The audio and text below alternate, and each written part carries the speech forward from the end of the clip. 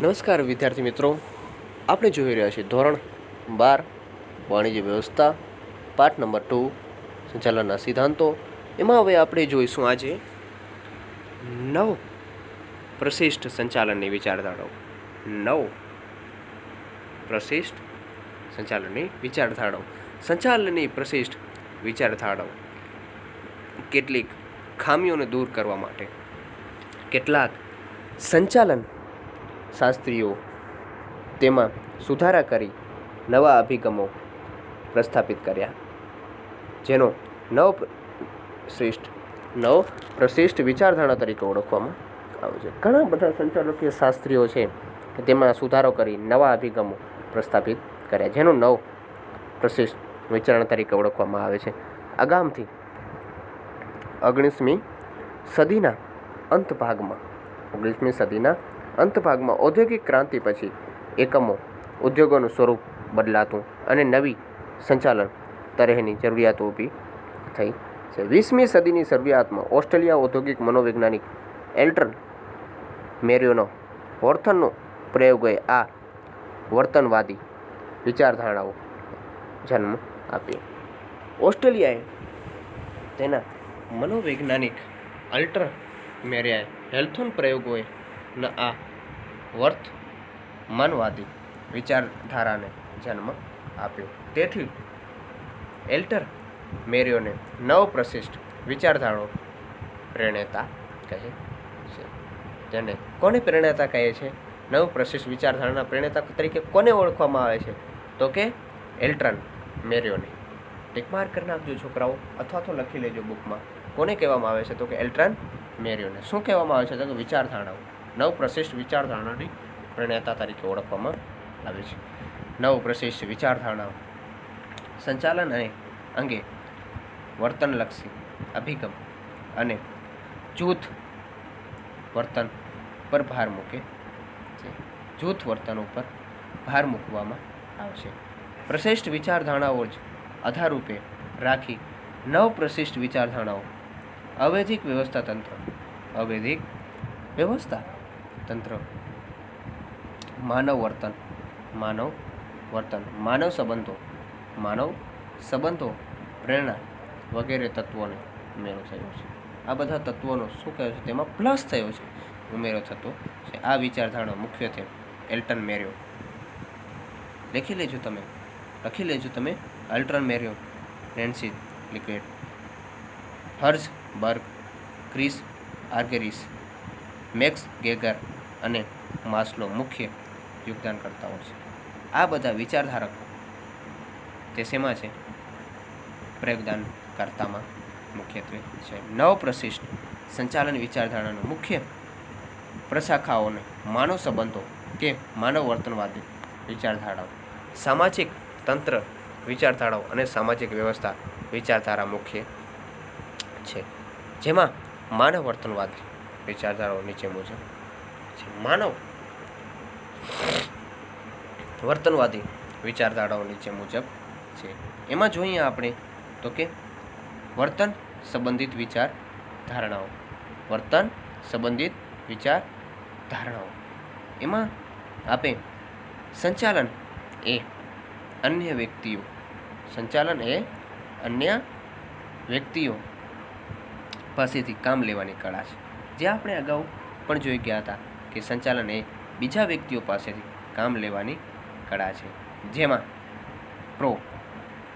ઉવિકે કહ્યું છે, તમે તમારા માણસોને સાચવો, તમારો માણસ બાકીનું તમારું બધું સાચવી લેશે. જો તમે ખાલી કોઈ પણ આપણે કંપનીઓમાં જોતા હોય છે કે કામ જ કરાવતા હોય છે. આપણે કોઈ પણ કંપની જોતા હોઈએ છીએ કે ત્યાં ખાલી કામ. તમે તમારા માણસોને સાચવો, તમારા માણસો બાકીનું તમારું બધું સાચવી લેશે. તેમ કર્મચારી કે વ્યક્તિ એમનામાં ખૂબ જ મહત્ત્વનું સ્થાન ધરાવે છે. ઘણી વખત આપણે એવું જોયું છે કે આપણે કોઈ પણ કાર્યમાં આપણે માણસોને આપણે સાચવી લેતા હોઈએ છીએ, માણસોની જરૂરિયાતો પૂરી કરતા હોય છે, તે આપણું કામ તે તરત કરી દેતા હોય છે. સંચાલન વ્યક્તિ મારફતે થતું હોવાથી સંચાલનનો અભ્યાસ આંતર વ્યક્તિ સંબંધોને અભ્યાસ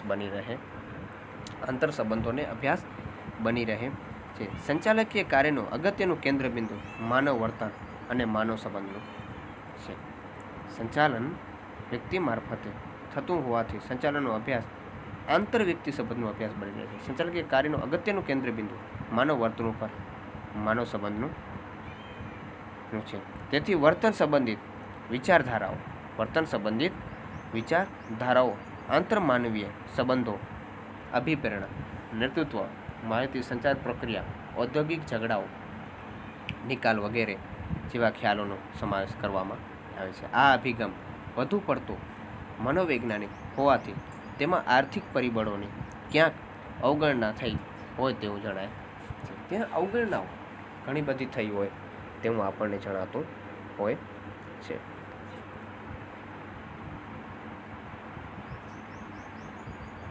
ઉત્પાદકતાને ભોગે માનવ સંબંધોને જાળવણી થઈ શકે નહીં તેવું કેટલાક લેખકોનું તાર્કિક વિધાન છે, જે આ અભિગમોનો મુખ્ય મર્યાદા છે. હવે આપણે જોઈશું આધુનિક વિચારધારણાઓ વિશે આપણે માહિતી મેળવવાની છે. ઈસવીસન 1960 પછી ઉદ્યોગો અને ધંધાકીય એકમોના સ્વરૂપમાં પરિવર્તન આવ્યું છે. પરિણામ સ્વરૂપે સંચાલનના વિશિષ્ટ અભિગમોની જરૂરિયાત ઊભી થઈ છે. તેમાં જરૂરિયાત ઊભી થતી રહે છે. સંચાલન માત્ર એક સંચાલકીય એકમનું શ્રેષ્ઠ ક્ષેત્ર ન રહેતા સંચાલકોનું વિશિષ્ટ વ્યવસાયિક વર્ગ આ સમય દરમિયાન ઊભો થયો. વ્યવસાય સ્વરૂપે આ સમય ઉપર ઊભો થયેલો હોય છે. સંચાલનની સાથે મનોવૈજ્ઞાનિક, સમાજશાસ્ત્ર, આંકડાશાસ્ત્ર, ગણિતશાસ્ત્ર અને કોમ્પ્યુટર ઇન્ફોર્મેશન ટેકનોલોજીનો ઉપયોગ પણ આ વિચારધારણામાં હિમાયત કરવામાં આવે છે. આધુનિક વિચારધારણાઓ ગણિતશાસ્ત્રી હોય છે, આંકડાશાસ્ત્રી હોય છે, સમાજશાસ્ત્ર હોય છે, મનોવૈજ્ઞાનિકો હોય છે અને કોમ્પ્યુટર ઇન્ફોર્મેશન ટેકનોલોજીનો પણ ઉપયોગ આમાં ખૂબ જ મોટા પાયે કરવામાં આવે છે. આ વિચારધારણાઓ કુંતજ ઓડોનલ, જ્યોર્જ આર ટેરી જેવા સંચાલક શાસ્ત્રીઓને પોતાનું પ્રદાન આપ્યું છે. આવા સંચાલન શાસ્ત્રીઓ તેનું પ્રદાન યોગદાન આપ્યું છે. આ ઉપરાંત પીટર એફ ટ્રકર, વિલિયમ ઓચી અને સી.કે. પ્રહલાદ જેવા સંચાલન શાસ્ત્રીઓએ પણ આ વિચારધારણાઓમાં ખૂબ જ તેમનું મહત્ત્વનું ફાળો આપેલો હોય છે. ફ્રેડરિક ટેલરનો વૈજ્ઞાનિક સંચાલનનો સિદ્ધાંત. હવે આપણે જોવાનું છે ફ્રેડરિક ટેલરનો સંચાલનનો સિદ્ધાંત વિશે આપણે માહિતી મેળવવાની છે. પ્રશિષ્ટ વિચારધારણામાં મહત્ત્વનું યોગદાન આપવાના ફ્રેડરિક વિન્સેન્ટો ટેલર અમેરિકાના મિકેનિકલ ઇન્જિનિયર હતા. શરૂઆતના તબક્કે તેઓ સામાન્ય કર્મચારીને એપ્રેન્ટિસ તરીકે પણ કારખાનામાં જોડાયા. એપ્રેન્ટિસ તરીકે તે કારખાનામાં જોબ તરીકે જોડાયા હતા. ત્યારબાદ ક્રમશઃ એક પછી એક કંપનીનું પ્રદાન આપી તેનો બેથલહેમ સ્ટીલ કંપનીના મેનેજર બન્યા. એકબીજા કંપનીમાં તે ક્રમશઃ ફેરફાર કરી એકબીજાનું પ્રદાન આપી અને તે એક સ્ટીલ કંપનીમાં તે મેનેજર બન્યા. F.W. ટેલર સૌ પ્રથમવાર આ દરમિયાન વૈજ્ઞાનિક સંચાલન સિદ્ધાંત રજૂ કર્યો. પ્રથમ વખત તેને વૈજ્ઞાનિક સંચાલનનો સિદ્ધાંત રજૂ કર્યો. તેથી તેઓને વૈજ્ઞાનિક સંચાલનના પિતા તરીકે પણ ઓળખવામાં આવે છે. કોને વૈજ્ઞાનિકના પિતા તરીકે ઓળખવામાં આવે છે? Frederick Taylor.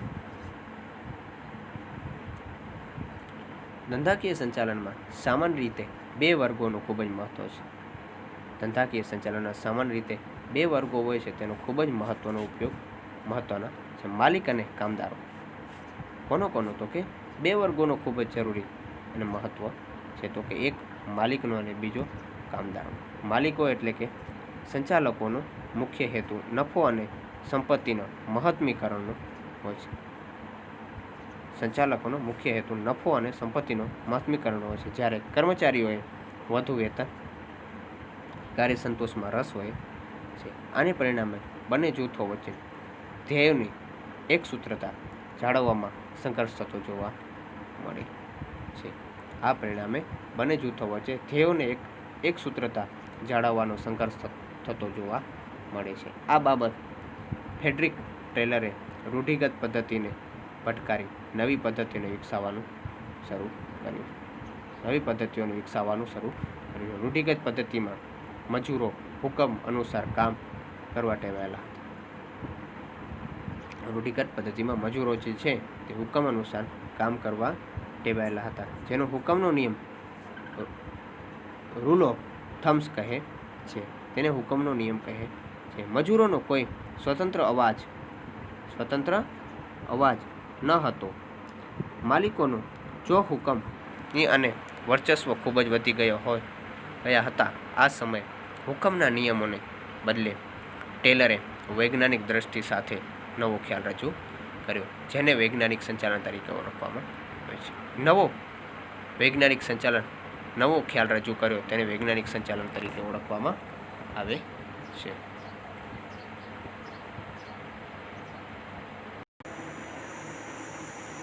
હવે આપણે અર્થ વિશે સમજૂતી મેળવીશું.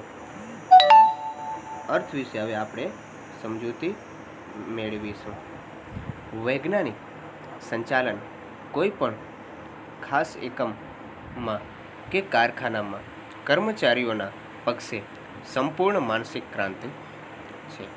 તેઓની તેમનો કાર્ય ફરજો, સહકાર્યકર્તાઓ અને માલિકો પ્રત્યેની સંપૂર્ણ માનસિક ક્રાંતિ છે. સંપૂર્ણ માનસિક રીતે તેમના ઉપર ક્રાંતિ રહેલી છે.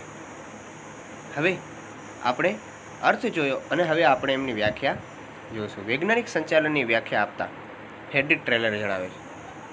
વૈજ્ઞાનિક સંચાલનની વ્યાખ્યા આપતા ફ્રેડરિક ટેલર છે તે જણાવે છે, તમે માણસો પાસે શું કરાવવા માંગો છો તે જાણવું અને તેઓ ચોક્કસ રીતે તથા ઓછામાં ઓછું ખર્ચે કામ કરે તે જોવું એટલે વૈજ્ઞાનિક સંચાલન. વૈજ્ઞાનિક સંચાલન એટલે શું?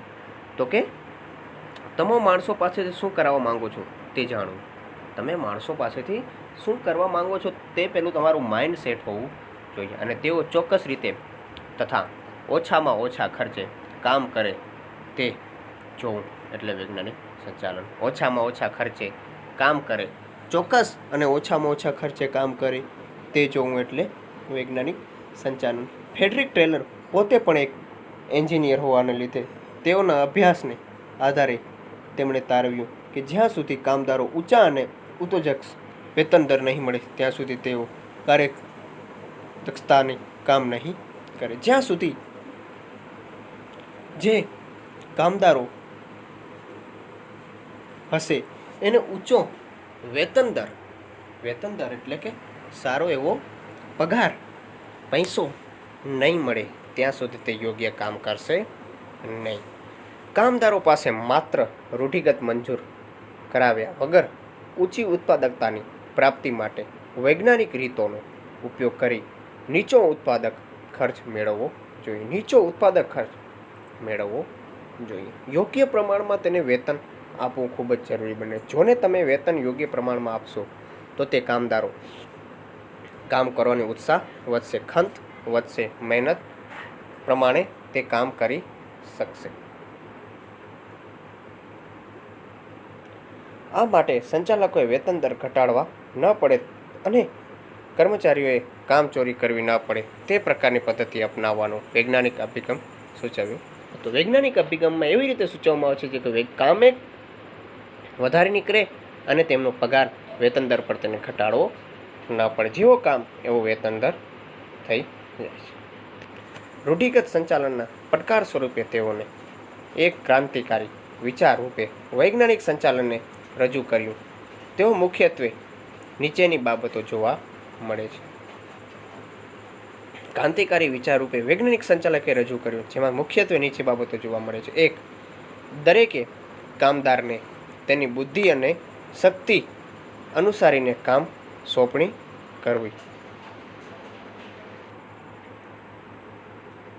એક, દરેકે કામદારોને તેની બુદ્ધિ અને શક્તિ અનુસાર કામ સોંપણી કરવી. 2, કક્ષા અનુસાર મહત્તમ કામ કરવા માટે દરેક કામદારને સૂચના આપવી જોઈએ. કક્ષા અનુસાર જેની કક્ષા છે, જેની ક્ષમતા છે, જેને ક્રેડિટ છે, જેનું કાર્ય છે, એ કક્ષા અનુસાર મહત્તમ કામ કરવા માટે દરેક કર્મચારીને સૂચના આપવી. દરેક કર્મચારીને જેટલા પ્રમાણમાં કામ કરવું છે તેટલી સૂચના આપવી. 3, ઝડપથી કાર્યદક્ષ રીતે કામ કરનારના દરેક કામદારોને તેની કક્ષાના વેતન કરતાં 30%થી 100%ના દરે વધુ વેતન આપવું જોઈએ. ઝડપથી કાર્યક્ષમ રીતે કામ કરનારા દરેક કર્મચારીઓને તેની કક્ષાના વેતન કરતાં, તેની કક્ષા હોય તેના વેતન કરતાં 30%થી 100%ના દરે વધુ થોડુંક વેતન આપવું. એના કારણે જોને વધુ વેતન આપશે તો એ કંપની તરફ આકર્ષાશે અને વધુ પ્રમાણમાં તેને નાણાં પ્રાપ્ત થશે. અને વધુ પ્રમાણમાં નાણાં પ્રાપ્ત થશે વ્યક્તિઓને તો એને કામ કરવાની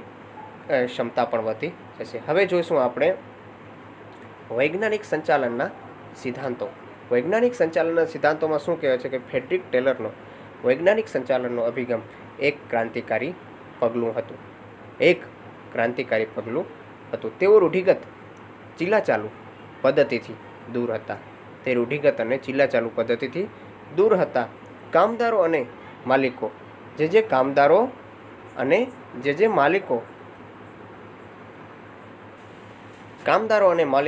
એક સૂત્રતાની કામ કરે છે. હેતુસર તેમણે વૈજ્ઞાનિક સંચાલનના સિદ્ધાંતો આપ્યા છે, જે નીચે મુજબ છે. કામદારો અને માલિકો એક સૂત્રતાથી કામ કરે છે. બંને એક સાથે લડી, એક સાથે જંપી, એક સાથે મળી અને કામ કરે છે. હેતુસર તેમણે વૈજ્ઞાનિક સંચાલનના સિદ્ધાંતો આપ્યા છે, જે નીચે મુજબ છે. 1, વૈજ્ઞાનિક પદ્ધતિ.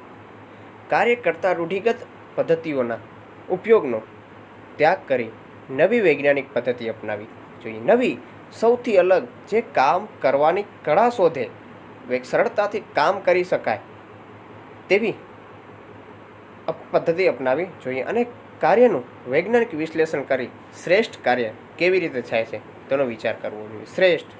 ખૂબ જ સરસ કાર્ય કેવી રીતે થાય છે તેનો વિચાર કરવો જોઈએ. 2, આયોજન અને અમલીકરણ. રૂઢિગત પદ્ધતિમાં જેમ કામદારો જ આયોજન અને અમલીકરણ કરે છે તેના બદલે આયોજનનું કામ નિષ્ણાતો કરે. જે નિષ્ણાતો પરફેક્ટ માઇન્ડેડ વ્યક્તિઓ હોય છે તે કરે અને કામદારો તેનું અમલીકરણ કરે તેમ હોવું જોઈએ. ખૂબ જ જરૂરી બની રહે છે. 3, કાર્ય વિશ્લેષણ. ઓછો ખર્ચ અને ઝડપી કામ કરવા માટે કાર્ય વિશ્લેષણ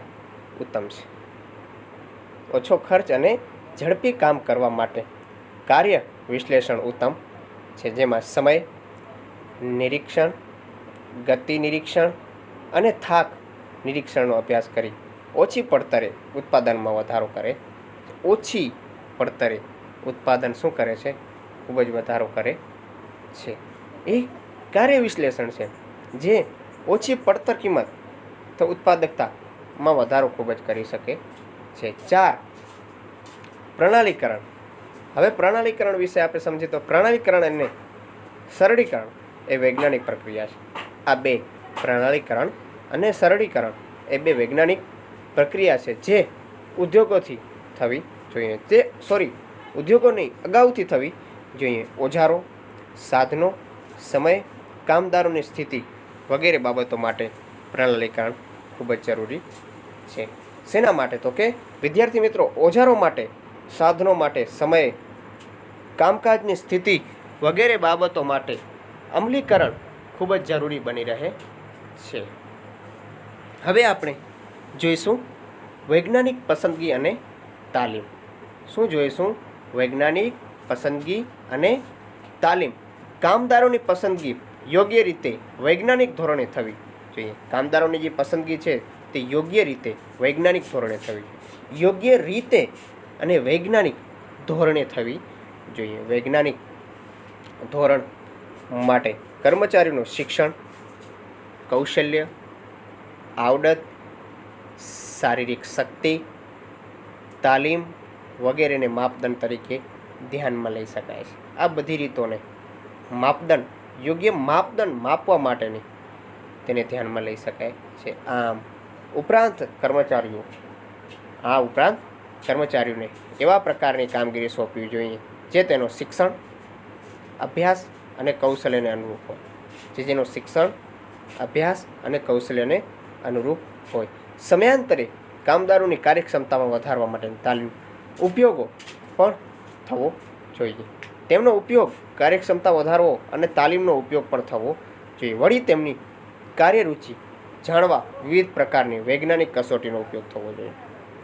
તેની કાર્યરૂચિ જાણવા વિવિધ પ્રકારની વૈજ્ઞાનિક કસોટીઓ હોય છે તે થવું જોઈએ. એનામાં કેટલી આવડત છે, કામ કરવાની આવડત છે, કેટલી બુદ્ધિ છે વગેરેનો તેની વૈજ્ઞાનિક કસોટીનો ઉપયોગ થવો ખૂબ જ જરૂરી બની રહે છે.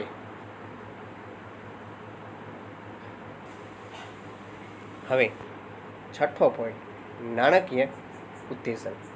નાણાકીય ઉત્તેજન કુશળ કામદારોને નાણાકીય અને અન્ય પ્રકારના ઉત્તેજનો આપવા જોઈએ. આ માટે વિવિધ પ્રકારની ઉત્તેજનો વેતન યોજના ભલામણ કરવામાં આવે છે. અલગ અલગ પ્રકારની ઉત્તેજન વેતનની યોજનાઓની ભલામણ કરવામાં આવી છે. દરેક કામદારોને વ્યક્તિગત ઉત્પાદનના આધારે આ પ્રથા અપનાવવી જોઈએ. જોઈએ. તેમના વેતન દર ધારણાના આધારે નહીં, પરંતુ વૈજ્ઞાનિક અભ્યાસથી નક્કી થવા જોઈએ. તેમના શું કામ કરવાની આવડત છે, કેટલું કામ કરી શકે છે, કેટલું કામ તેને આપશું તો એ સરળ બનાવશે, શું કામ કરી રહ્યો છે, કેવી રીતે કરી રહ્યો છે, કઈ કૌશલ્યથી કરી રહ્યો છે, શું ખર્ચ લગાડે છે, શું એમાં નફો કમાય છે, એ વગેરે વૈજ્ઞાનિક ધોરણે અભ્યાસ નક્કી થવો જોઈએ. હવે 7મો પોઈન્ટ, કરકસર વિશે આપણે જોઈએ તો વૈજ્ઞાનિક સંચાલનના અમલ દરમિયાન માત્ર વૈજ્ઞાનિક અને ટેકનિકલ આધાર જ ધ્યાનમાં ન લેવાતા ઓછી પડતર ઉપર ભાર મૂકવો જોઈએ. આ માટે પડતર અંદાજ અને પડતર અંકુશની પદ્ધતિઓ વિચારી અને વિચલનો શોધી તેનો અભ્યાસ અને ઉકેલ આપવો જોઈએ. યોગ્ય અભ્યાસ અને યોગ્ય તેનો ઉકેલ, તેનું નિરાકરણ વગેરે આપવો જોઈએ. 8, માલિકો અને મજૂરો વચ્ચે ધ્યેયની સિદ્ધિ માટે માનસિક ક્રાંતિ થવી જોઈએ. માનસિક ક્રાંતિ તો કે માલિકો અને મજૂરો વચ્ચે ધ્યેયની સિદ્ધિ માટે માનસિક ક્રાંતિ થવી જોઈએ. માનસિક સંવાદિતાથી માલિકો અને કામદારો વચ્ચે તણાવમાં ઘટાડો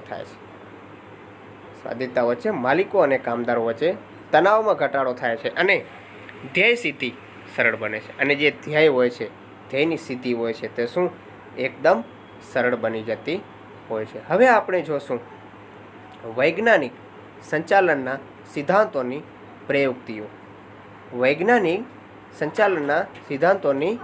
પ્રયુક્તિઓ. એમાં આપણે પહેલું જોશું સમયનું નિરીક્ષણ કરવું. તેના વિશે આપણે માહિતી મેળવીશું. તો કે કોઈ પણ કાર્યોનો ભાગ પૂર્ણ કરવા માટે જેટલો સમય લાગે છે તે અંગે વૈજ્ઞાનિક રીતે કરવામાં આવતો અભ્યાસ એટલે સમય નિરીક્ષણ. એટલે શું? કોઈ પણ કાર્યનો ભાગ પૂર્ણ કરવા માટે જેટલો સમય લાગે છે, કોઈ પણ કાર્યને પૂર્ણ કરવા માટે લાગતો સમય, તે અંગે વૈજ્ઞાનિક રીતે કરવામાં આવતો અભ્યાસ એટલે નિરીક્ષણ.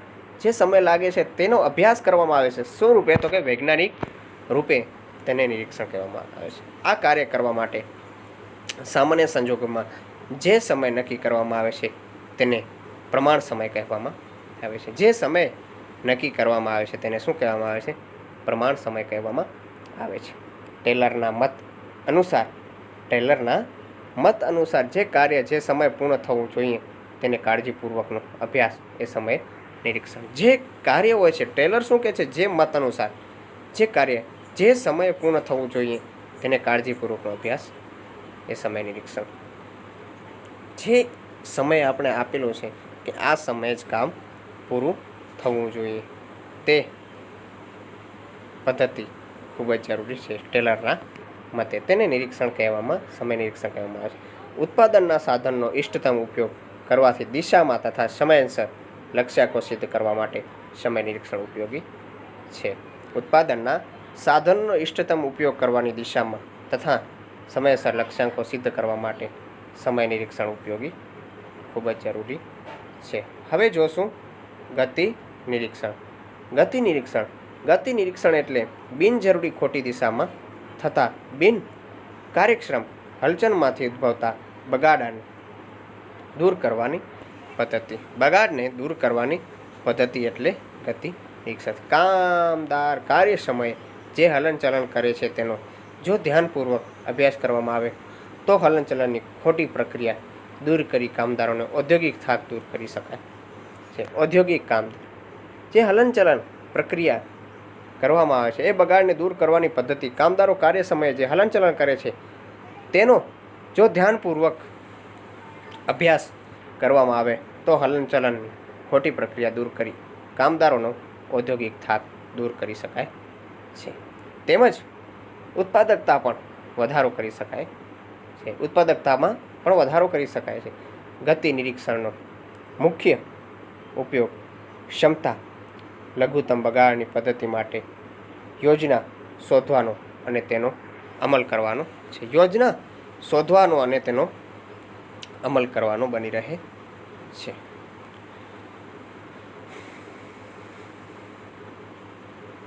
હવે આપણે અમલ કરવાનો તેનો પ્રમાણસર તેને અમલ કેવી રીતે કરવો તે બની રહે છે.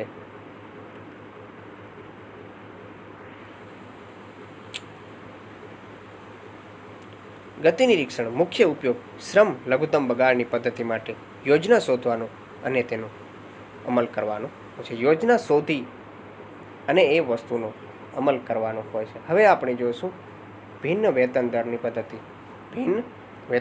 અલગ વેતન દરની પદ્ધતિ તે કામદારોને તેમના કામ સમયે આધારે વેતન સંબંધી ઉત્તેજન આપવાની પદ્ધતિ એટલે ભિન્ન વેતન પદ્ધતિ ઉત્પાદન પદ્ધતિ. જોકે કામદારોને તેમના કામના સમયે આધારે વેતન સંબંધી ઉત્તેજન આપવાની પદ્ધતિ એટલે ભિન્ન વેતન દરની પદ્ધતિ. ઉત્પાદન વૃદ્ધિ માટે કામદારોને ઉત્તેજન આપવા માટે ટેલરે ઉત્તેજક વેતન પ્રથાની હિમાયત કરી હતી. કારખાનામાં કામ કરતા દરેક કામદારોની કાર્ય કરવાની ક્ષમતા અલગ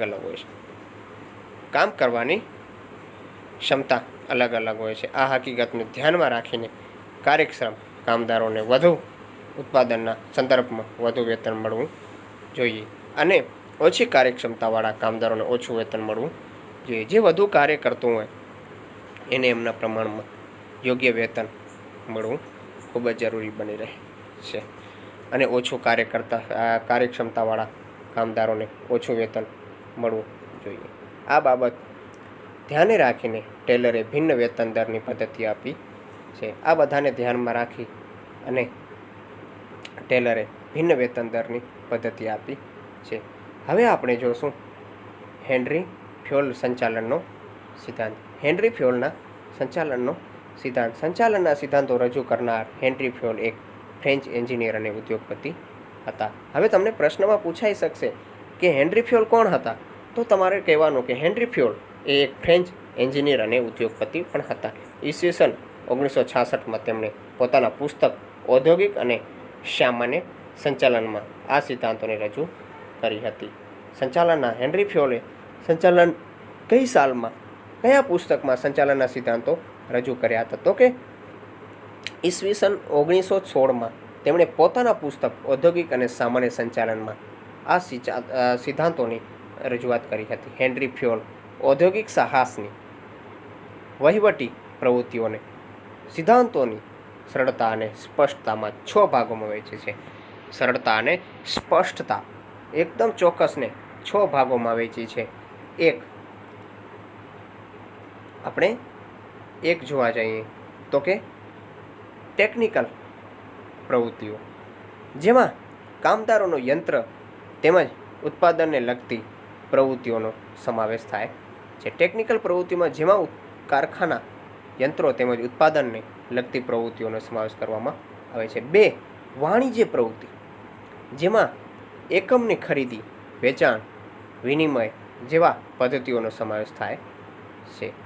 જેમાં એકમની ખરીદી, વેચાણ, વિનિમય જેવા પ્રવૃત્તિઓનો સમાવેશ થાય છે. 3. નાણાકીય પ્રવૃત્તિ, જેમાં મૂડીની પ્રાપ્તિ, નાણાકીય પ્રવૃત્તિ જેમાં મૂડીની પ્રાપ્તિ, મૂડીનો ઉપયોગ, ભંડોળની જાળવણી, પુનઃરોકાણ જેવી પ્રવૃત્તિઓનો સમાવેશ થાય છે. 4. સંરક્ષણ પ્રવૃત્તિ, જેમાં કર્મચારીઓની સલામતી, રક્ષણ માટે જેમાં કર્મચારીઓની સલામતી, મિલકતોની સલામતી, માલ સામાનની સલામતી વગેરે પ્રવૃત્તિઓનો સમાવેશ કરવામાં આવે છે. જેમાં આપણી સલામતી, સેફટી. અને હવે જોશું આપણે 5. હિસાબી પ્રવૃત્તિઓ, જેમાં નાણાકીય હિસાબોનો પત્રકો તેમજ જરૂરી આંકડાકીય માહિતી મેળવવાની પ્રવૃત્તિનો સમાવેશ કરવામાં આવે છે. 6. સંચાલકીય પ્રવૃત્તિ, જેમાં આયોજન, વ્યવસ્થાતંત્ર, દોરવણી, સંકલન, અંકુશ જેવી પદ્ધતિઓનો સમાવેશ કરવામાં આવે છે. શેમાં? તો કે સંચાલકીય પ્રવૃત્તિમાં. એમાં આયોજન હોય છે, વ્યવસ્થા તંત્ર હોય છે, દોરવણી હોય છે, સંકલન, અંકુશ જેવી પદ્ધતિઓનો સમાવેશ કરવામાં આવે છે. હવે હેનરી ફ્યોલ સંચાલનના સિદ્ધાંતોમાં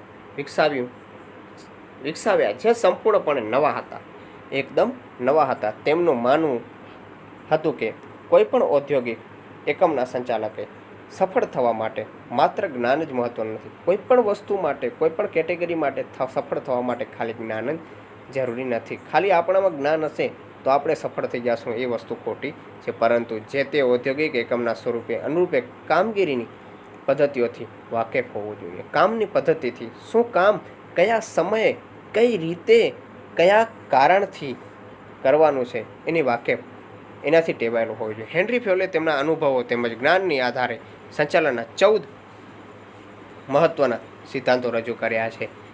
હેનરી ફ્યોલના સિદ્ધાંતો કેટલા રજૂ કર્યા છે? તો કે 14 સિદ્ધાંતો રજૂ કર્યા છે. આમ પરીક્ષામાં પણ એક વાક્યમાં તમને પૂછાઈ શકે કે હેનરી ફ્યોલે કેટલા સંચાલનના સિદ્ધાંતો રજૂ કર્યા? તો કે કેટલા? 14 સિદ્ધાંતો રજૂ કર્યા હતા. 1. પહેલો જોશું તો શ્રમ વિભાજનનો સિદ્ધાંત. 2. સત્તા અને જવાબદારીનો સિદ્ધાંત. 3. શિસ્તનો સિદ્ધાંત. 4. હુકમની એકવાક્યતાનો સિદ્ધાંત. આ આપણે અત્યારે ખાલી જોવાના છે, આગળ ડીપમાં તેને નીચે માહિતી આપેલી છે. 5. દોરવણીની એકવાક્યતાનો સિદ્ધાંત. 6. સામાન્ય હિતને વધુ અને વ્યક્તિગત હિતનો ગૌણ સિદ્ધાંત. 7. કર્મચારીને યોગ્ય વેતનનો સિદ્ધાંત. 8. કેન્દ્રીકરણનો સિદ્ધાંત. 9. સત્તાની રૈખિક સાંકળોનો સિદ્ધાંત. 10. વ્યવસ્થાનો સિદ્ધાંત. 11. સમાનતાનો સિદ્ધાંત. 12. સ્થિર કર્મચારી ગણનો સિદ્ધાંત. 13. પહેલ વૃત્તિનો સિદ્ધાંત. અને 14. જૂથ ભાવનાનો સિદ્ધાંત. આ હેનરી ફ્યોલે કેટલા સિદ્ધાંતો રજૂ કર્યા છે? તો કે 14 સિદ્ધાંતો રજૂ કર્યા છે. આ હેનરી ફ્યોલના સિદ્ધાંતો છે કે જેને રજૂ કર્યા છે. મોસ્ટ આઈએમપી છે બેટાઓ, મોસ્ટ આઈએમપી છે. પરીક્ષામાં પૂછાઈ શકે છે, અથવા તો તમને 5 માર્ક્સમાં એમ કે હેનરી ફ્યોલના કોઈ પણ 5 સિદ્ધાંતો જણાવો.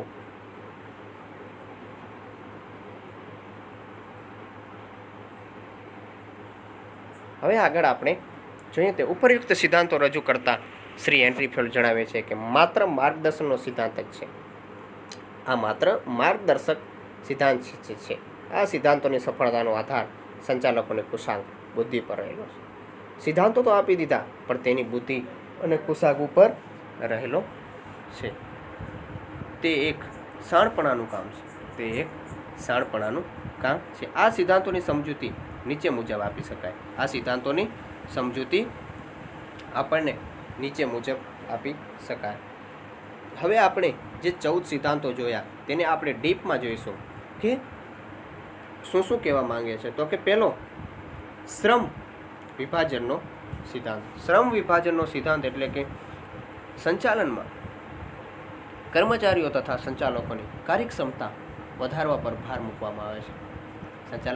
સંચાલનમાં કર્મચારીઓ તથા સંચાલકોની કાર્યક્ષમતા વધારવા પર ભાર મૂકવામાં આવે છે. ઉત્પાદનના સાધનોનો ઇષ્ટતમ ઉપયોગ દ્વારા ઉત્પાદકતા વધારી શકાય છે. ઉત્પાદકતા તેને ઇષ્ટતમ ઉપયોગ દ્વારા વધારી શકાય છે. આ ઉપરાંત કર્મચારીઓ તથા સંચાલકોની કાર્યક્ષમતા વધારવા માટે શ્રમ વિભાજન જરૂરી છે. મહેનત કરવી ખૂબ જ જરૂરી બની રહે છે. માટે શ્રમ વિભાજન ખૂબ જ જરૂરી છે. શ્રમ વિભાજનને કારણે વિશિષ્ટીકરણ પણ શક્ય બને છે. શ્રમ વિભાજનના સંચાલકની કક્ષાએ તેમજ કારખાનાના કક્ષાએ એમ બંને કક્ષાએ થવું જરૂરી છે. તેનાથી વિશિષ્ટકરણનો સિદ્ધાંતનો લાભ લેવો જોઈએ. તેમાં વિશિષ્ટકરણનો સિદ્ધાંતનો લાભ લેવો ખૂબ જ જરૂરી બની રહે છે. હવે જોશું તો કે 2 સત્તા અને જવાબદારીનો સિદ્ધાંત. કેનો? તો કે સત્તા અને જવાબદારીનો સિદ્ધાંત. સત્તા અને જવાબદારી એ એક સિક્કાની 2 બાજુ છે. જેમ આપણે સિક્કાની 2 બાજુ હોય તેમ સત્તા અને જવાબદારી એ એક સિક્કાની 2 બાજુ છે. કેમ આપણે છાપ અને કાંઠ હોય છે સિક્કાની બંને બાજુ, એવી જ રીતે સત્તા અને જવાબદારી એ સિક્કાની 2 બાજુ છે. જવાબદારી વગરની સત્તા અને સત્તા વગરની જવાબદારી બંને અધૂરા છે. જ્યારે તાબેદારોને કામ વિશેની કોઈ જવાબદારી સોંપવામાં આવે ત્યારે તે અંગેનો સત્તા અને સોંપણી જરૂરી છે. સત્તા અને સોંપણી વખતે કર્મચારીનો હોદ્દો, જ્યારે સત્તાની સોંપણી કરવામાં આવે ત્યારે કર્મચારીનો હોદ્દો, જ્ઞાન, લાયકાત, અનુભવ, નેતૃત્વની કળા, પુખ્તતા વગેરે પરિબળોને ધ્યાનમાં લેવા જોઈએ, જેના પરિણામે કર્મચારીનો ઉત્સાહ વધે અને ધ્યેય સિદ્ધિ સરળ બને છે. તેના કારણે કર્મચારીનો ઉત્સાહ વધે છે અને ધ્યેય સિદ્ધિ સરળ બને છે. હવે 3 શિસ્ત અંગેનો સિદ્ધાંત. સાધનોનો ઇષ્ટતમ ઉપયોગ અને પ્રવૃત્તિઓના સાતત્ય માટે ઔદ્યોગિક શિસ્ત હોવો ખૂબ જ જરૂરી બને છે. શિસ્ત એ એક ચોક્કસ પ્રકારનું સંવાદિતાભર્યું વાતાવરણ ઊભું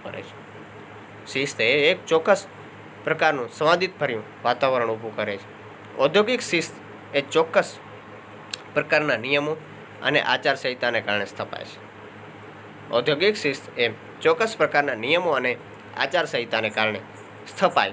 છે. અને તેના કારણે એકમને અનુશાસન સ્થપાય છે. જ્યારે કર્મચારીની મોટી સંખ્યા હોય ત્યારે શિસ્ત અને આચારસંહિતા મારફતે અંકુશ સરળ બને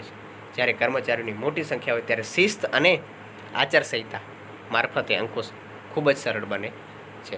કર્મચારીઓનો કાર્ય પ્રત્યેનો આનંદ વધે છે. કર્મચારીના કાર્ય પ્રત્યેનો આનંદ છે ખૂબ જ વધે છે. સંચાલકો પણ સરળતાથી કામ લઈ શકે છે. જે સંચાલકો હોય છે તેને સરળતાથી કામ લેવામાં ખૂબ જ મદદરૂપ બને છે. શિસ્ત માટે દરેક કક્ષાએ યોગ્ય નિરીક્ષણ, કામદારો અને માલિકો વચ્ચે સ્પષ્ટ ન્યાય કરારો તેમજ શિક્ષાનો ન્યાય અમલ જેવી બાબતો મહત્વની છે. આવી બાબતો શિસ્ત અંગેના સિદ્ધાંતમાં ખૂબ જ જરૂરી બની રહે છે. હવે જોશું 4.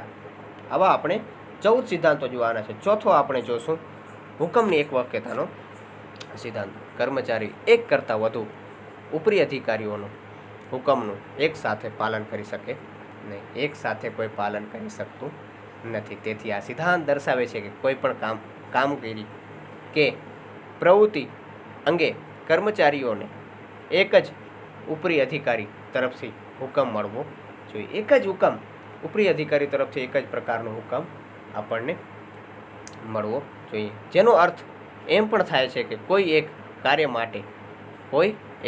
માટે કે વિભાગ માટે કર્મચારીઓ એક જ અધિકારીની જવાબદાર હોવો જોઈએ. કોઈ પણ એક જ અધિકારી તેના ઉપર નજર રાખતો, દેખરેખ રાખતો એક જ અધિકારી જવાબદાર હોવો જોઈએ. હુકમની એકવાક્યતાના સિદ્ધાંતને કારણે કર્મચારીઓનો હુકમને લગતી કોઈ પણ મૂંઝવણ ઊભી થતી નથી. એક કરતાં વધુ અધિકારીઓ દ્વારા હુકમ આપવામાં આવે તો કર્મચારીઓને મૂંઝવણ ઊભી થાય છે અને તેને કારણે ઔદ્યોગિક શિસ્ત જળવાતી નથી. સરળ અને સહેલો છે હુકમની એકવાક્યતાનો સિદ્ધાંત કે હુકમ કોઈ પણ એક કર્મચારી દ્વારા નીચેના કામદારોને આપવામાં આવે તો એનો સરળ ઉપયોગ થાય છે અને તેનું સરળ નિરાકરણ પણ આવી શકે છે. અને એક કરતાં વધુ હુકમ આપતા હોય કોઈ પણ કર્મચારી તો એ કામ સરળતાથી નથી બનતું અને ગૂંચવાડભર્યું થાય છે અને શિસ્તનો પણ તેમાં અભાવ જોવા મળે છે અને શિસ્ત જળવાતી નથી. હવે આપણે પાંચમો સિદ્ધાંત, દોરવણીની એક વાક્યતાનો સિદ્ધાંત.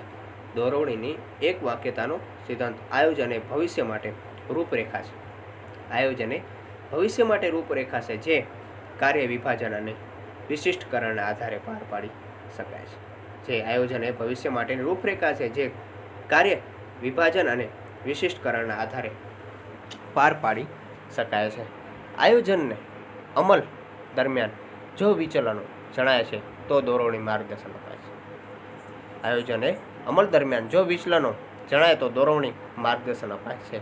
આ દોરવણી કોઈ ચોક્કસ ઉપરી અધિકારી દ્વારા આપવી જોઈએ. આ દોરવણી કોઈ પણ ચોક્કસ જે ઉપરી અધિકારીઓ હોય છે તેના દ્વારા આપણને મળવી જોઈએ, આપવી જોઈએ. આમ કરવાથી એક સમાન કાર્ય અને પ્રયત્નો સંકલન સરળતાથી થઈ શકે છે. કાર્ય અને પ્રયત્નો સંકલન સરળતાથી થઈ શકે છે. આ સિદ્ધાંત મુજબ કર્મચારી જૂથની ઉપર એક જ અધિકારી હોવો જોઈએ. તેની ઉપર એક જ અધિકારી હોવો જોઈએ અને આ જૂથ એક જ ધ્યેયની સિદ્ધિ માટે જૂથ કાર્ય કરવું જોઈએ. ધ્યેયની સિદ્ધિ માટે એક જ જૂથ કાર્ય કરવું જોઈએ. છ સામાન્ય હિતને વધુ અને વ્યક્તિગત હિતને ગૌણ સ્થાન. સામાન્ય હિતને વધુ અને વ્યક્તિગત હિતને ગૌણ સ્થાન. એમાં જણાવેલ છે કે સંચાલન એક સામૂહિક પ્રવૃત્તિ છે. તેથી વ્યક્તિ વચ્ચે વિભાગ વચ્ચે સંકલન હોવું જરૂરી છે. વિભાગ વચ્ચે સંકલન હોવું જરૂરી છે બને છે. તેથી ધંધાકીય એકમની ધ્યેય સિદ્ધિ સરળ બને છે. માટે ધંધાની ધ્યેય સિદ્ધિ સરળ બને છે. આ સિદ્ધાંત દર્શાવે છે કે કોઈ વ્યક્તિગત કે કર્મચારી જૂથને હિતને સમગ્ર એકમના હિતને સામે ગૌણ ગણવું જોઈએ. એટલે કે વ્યક્તિગત હિતને સામાન્ય કરતા સામાન્ય હિતને પ્રાધાન્ય આપવું જોઈએ. જે સામાન્ય હિત હોય છે તેને પ્રાધાન્ય, તેને મહત્ત્વ આપવું ખૂબ જ જરૂરી બની રહે છે.